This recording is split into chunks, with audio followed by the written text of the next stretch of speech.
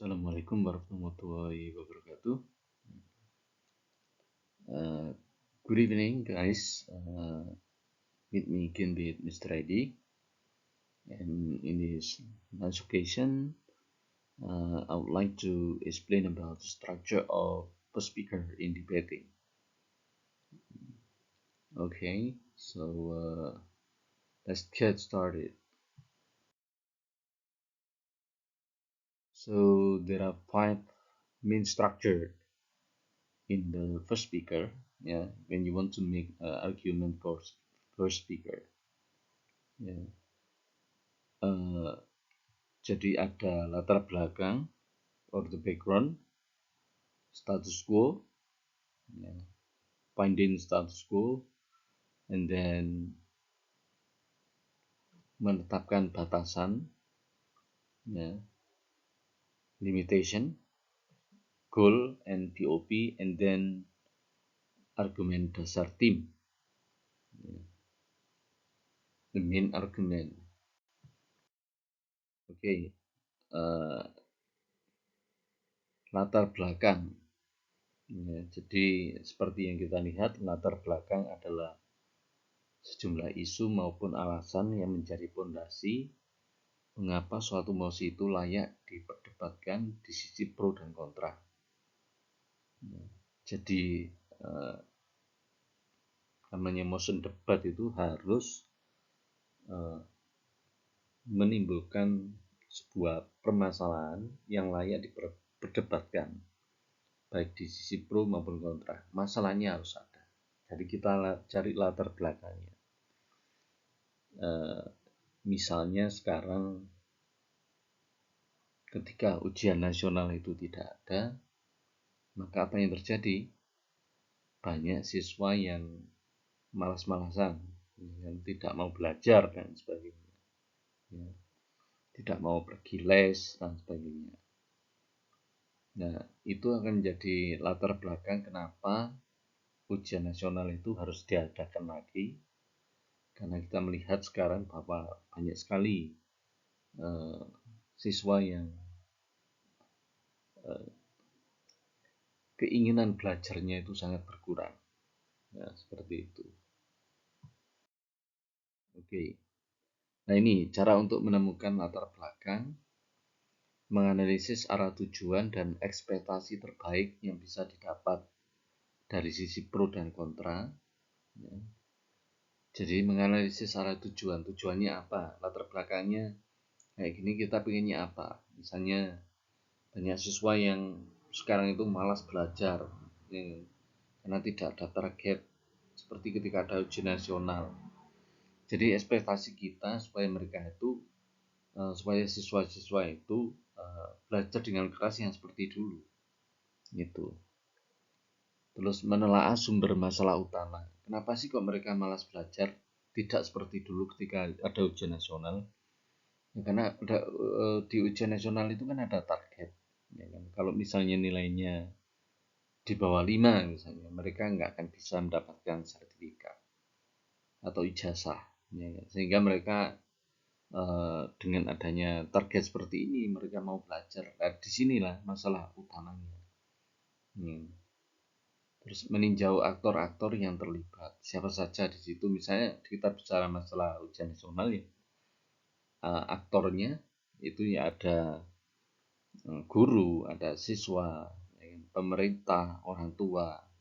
Itu yang aktor-aktor yang terlibat, ya, di ujian nasional. Nah, untuk latar belakang kita mencari satu masalah yang paling urgent. Satu masalah yang paling urgent. Misalnya dimosi bahwa murid tidak boleh membawa kendaraan pribadi ke sekolah, ya, seperti sepeda motor dan sebagainya. Apa sih masalah urgennya kok sampai kita melarang? Ya, kayaknya banyak terjadi kecelakaan yang melibatkan siswa. Itu masalah urgennya. Gitu. Oke, saya teruskan. Status quo adalah kondisi terkini yang terjadi secara real time di lapangan. Mengkolerasikan latar belakang yang ada dengan status quo sangatlah penting. guna memahami level urgensi yang dimiliki dari suatu perkara.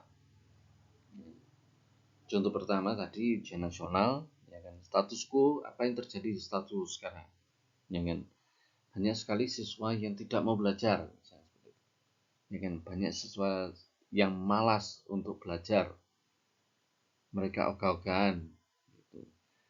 Itu yang terjadi di status quo, ya kan. Misalnya di emosi bahwa ujian nasional harus diterapkan lagi.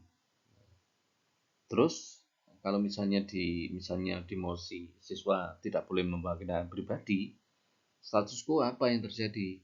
Yang di sini banyak kecelakaan yang melibatkan siswa karena mereka tidak tahu aturan di jalan, mereka emosionalnya sangat labil sehingga mereka ingin dipandang bahwa mereka jagoan sehingga ngebut dan sebagainya.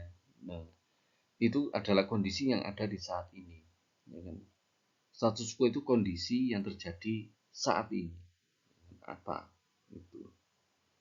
Oke, nah, saya teruskan. Ini ada contoh kasus juga, perubahan sistem perpajakan yang dilandasi oleh isu pencegahan inflasi di masa depan sebetulnya merujuk pada latar belakang kekhawatiran yang belum tentu terjadi. Namun, dengan menjelaskan bahwa status quo saat ini sudah menunjukkan tanda-tanda inflasi, maka latar belakang akan terasa tetap penting, bahkan sangat urgent, seperti itu. Jadi kita melihat status quo-nya, menetapkan batasan. Nah, batasan merupakan standar atau syarat ruang lingkup yang tidak boleh dilanggar. Batasan berguna agar alur debat kedua tim tidak terlalu melebar maupun menyempit. Nah, seperti apa contoh batasan? Misalnya kasus penembakan, misalnya kasus penembakan terhadap anak-anak, itu kan banyak terjadi di Amerika, ya. Kita istilahnya sangat jarang terjadi di daerah lain. Berarti kita menganggap bahwa batasan tentang kasus tersebut ada di Amerika. This debate happened in United States, where a lot of intruder attack the school by using gun, seperti itu. Nah, itu merupakan batasan. Jadi supaya tidak melebar kemana-mana. Itu kalau nggak tidak kasih batasan, mungkin nanti istilahnya itu bisa melebar kemana-mana, seperti orang akan menganggap bahwa kejadian ini ada di Indonesia, misalnya seperti itu. Nah, itu maka perlu dikasih batasan.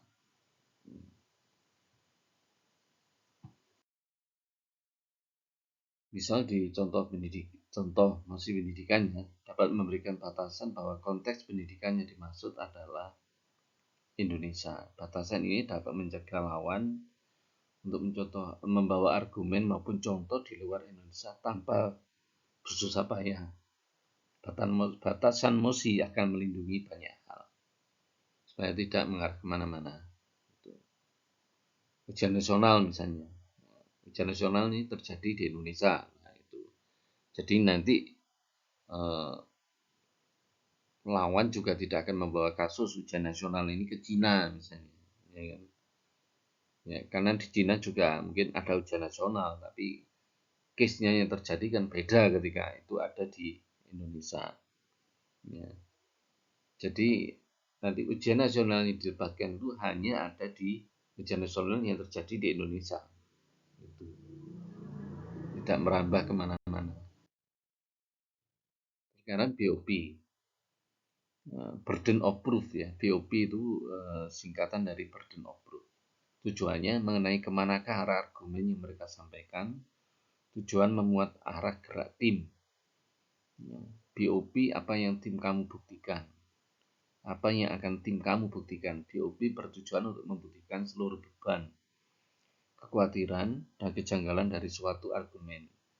Pembicara pertama harus mampu berpikir di manakah titik rentan dari suatu argumen. Contohnya, sistem kontrak buruh yang berkarir lama di perusahaan, ya, posisi pro.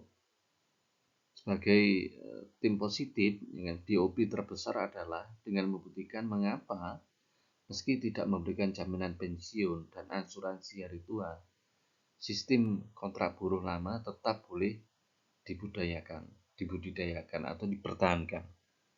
Itu. Jadi meskipun nggak ada pensiun, dan mereka kontrak, is okay, ini tetap bisa istilahnya memberikan jaminan kehidupan kepada karyawannya meskipun kontrak, ya kan? Karena kalau kontraknya lama ya diteruskan, mereka tetap aja nanti sama dengan pensiun seperti itu. Ya, itu. Terus ada pula BOP yang istilahnya itu memberikan beban kepada lawan. Ya. Misalnya contohnya kasus di ujian nasional harus diterapkan kembali. Misalnya. Ya, di tim kita membuktikan bahwa dengan adanya ujian nasional yang akan diterapkan kembali, ya, kita akan membuktikan bahwa siswa-siswa itu akan belajar keras seperti dulu, ya. Karena di situ ada target dan akhirnya dengan belajar yang seperti model seperti itu yang istilahnya memberikan target, mereka akan menjadi pandai dalam pembelajaran tersebut karena ada proses dari kelas 10, kelas 11, kelas 12, kelas 12 mereka akan belajar terus karena ada target itu, sehingga mereka akan menjadi pandai lama-lama. Tapi ketika nggak ada target, mereka nggak akan berproses itu. Jadi kita bisa juga memberikan BOP ke lawan. Lawan harus membuktikan bahwa dengan tidak diterapkan kembali ujian nasional, maka lawan harus membuktikan bahwa siswa-siswa itu akan niat belajar, seperti itu. Akan belajarnya akan sama dengan ketika ujian nasional diterapkan. Seperti itu. Buktikan bahwa dengan tidak adanya ujian nasional, maka siswa akan belajar keras mulai dari kelas 10, 11, dan 12, misalnya seperti itu. Ya. Padahal kenyataannya ketika nggak ada ujian nasional, mereka nggak belajar. Mereka nggak mau belajar, mereka malas-malasan dan sebagainya. Karena nggak ada target. Dan apa yang terjadi ketika mereka malas-malasan, mereka akan menjadi generasi yang bodoh. Dan karena tidak ada target nilainya, ya bisa nilai 1, 2, mereka tetap bisa lulus. Apakah itu disebut dengan generasi yang berkualitas?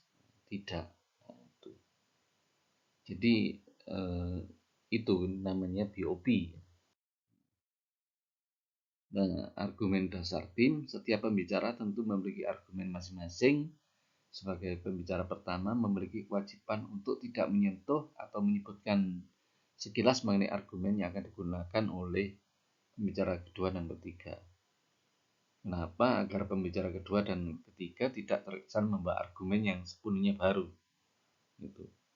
Menjelaskan sedikit mengenai dasar dan inti argumen juga wajib dilakukan pembicara pertama, meski tidak terlalu sedetail pembicara kedua. Hal tersebut karena pembicara pertama difokuskan pada pondasi dari mosi, ya, sedangkan pembicara kedua akan menganalisis lebih dalam argumen. Jadi ada perbedaan pembicara pertama sama kedua. Ini pembicara pertama itu lebih membawa filosofi dari sebuah kasus, kalau pembicara keduanya membawa kasus-kasus yang praktikal, istilahnya impact-nya, ya kan? Impact dari argumen, ya, seperti itu. Kalau pembicara pertama justification, ya, kenapa misalnya ujian nasional itu dibenarkan dari sisi siswanya, dari sisi pemerintahnya. Itu kenapa itu dibenarkan. Terus nanti pembicara kedua akan menjelaskan impact-nya apa ketika ini diterapkan, impact-nya ke murid apa, ke siswa apa, bahkan ke orang tua apa, seperti itu. Itu bedanya antara pembicara pertama sama kedua. Oke, itu tadi penjelasan tentang pembicara pertama. Jadi 5 hal yang penting untuk disampaikan di dalam pembuatan argumen untuk pembicara pertama. Saya kira itu. Assalamualaikum warahmatullahi wabarakatuh.